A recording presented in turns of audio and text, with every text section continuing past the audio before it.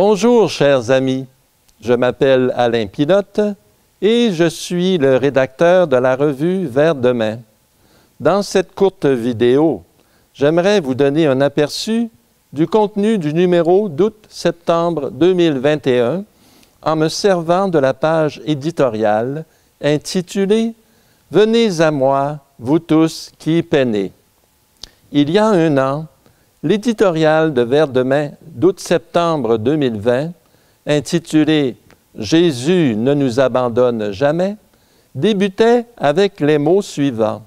« Nous vivons dans des temps exceptionnels, dans des circonstances jamais vues auparavant dans l'histoire, suite à la pandémie du coronavirus. Les gens vivent dans l'inquiétude, ne sachant pas ce que l'avenir nous réserve. Masques, distanciation. D'autres accentuent les contrôles, comme la France, par exemple, qui exige maintenant une preuve de vaccination, une passe sanitaire, pour avoir accès aux centres commerciaux, transports et autres lieux publics, même les hôpitaux. Et même pour ce qui est des vaccins, les avis des spécialistes diffèrent.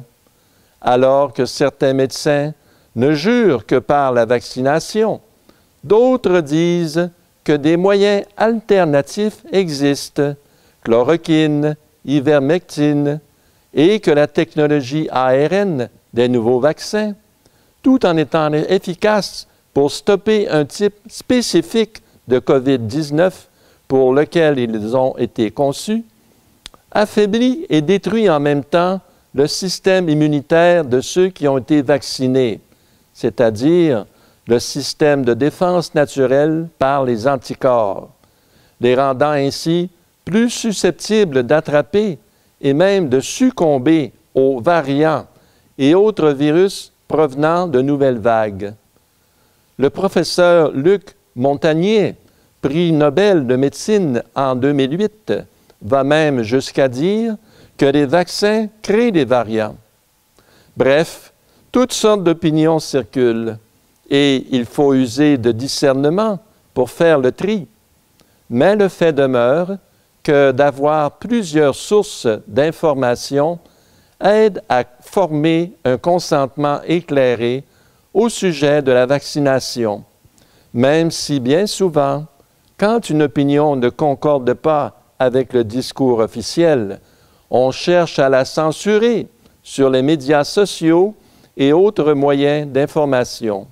Et cette pandémie du coronavirus n'est qu'un des nombreux facteurs d'inquiétude pour les gens aujourd'hui. On s'inquiète de la situation économique, de la paix entre les nations et même entre les habitants d'un même pays.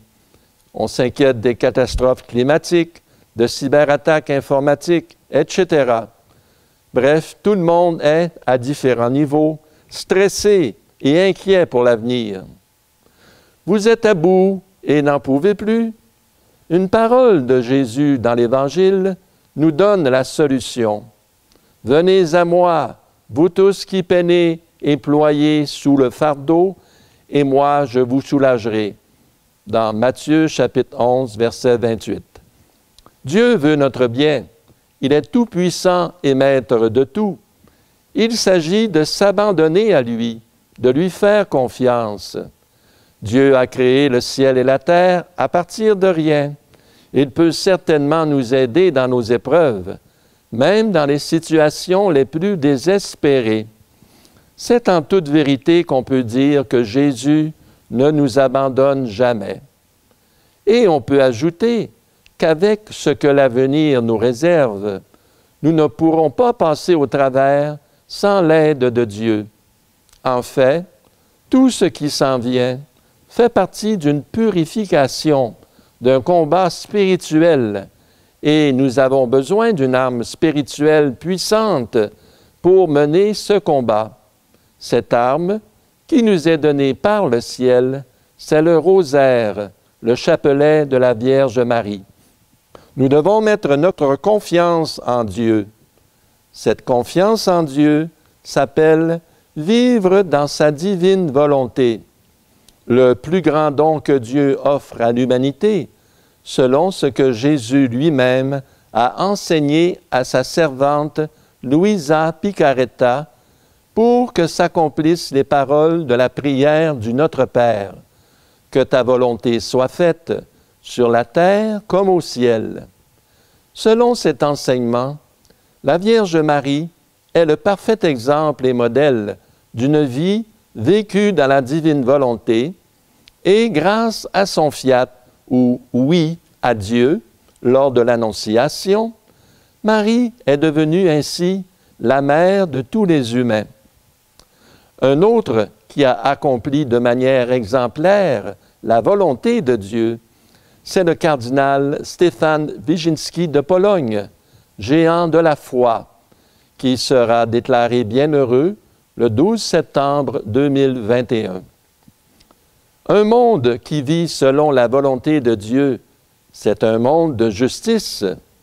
Cherchez d'abord le royaume de Dieu et sa justice, et tout le reste vous sera donné par surcroît. Matthieu chapitre 6, verset 33.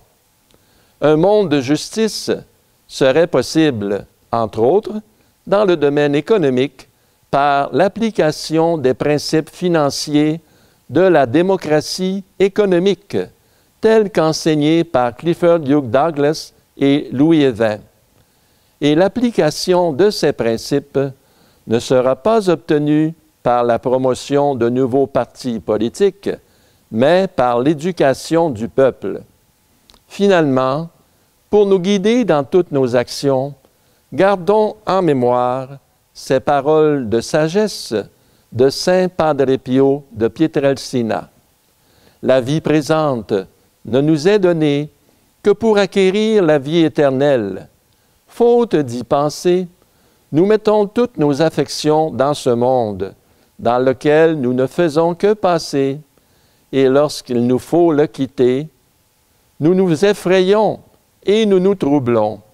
Croyez-moi, pour vivre heureux durant le pèlerinage terrestre, il nous faut avoir devant nos yeux l'espérance de l'arrivée de notre patrie où nous demeurerons éternellement. Bonne lecture.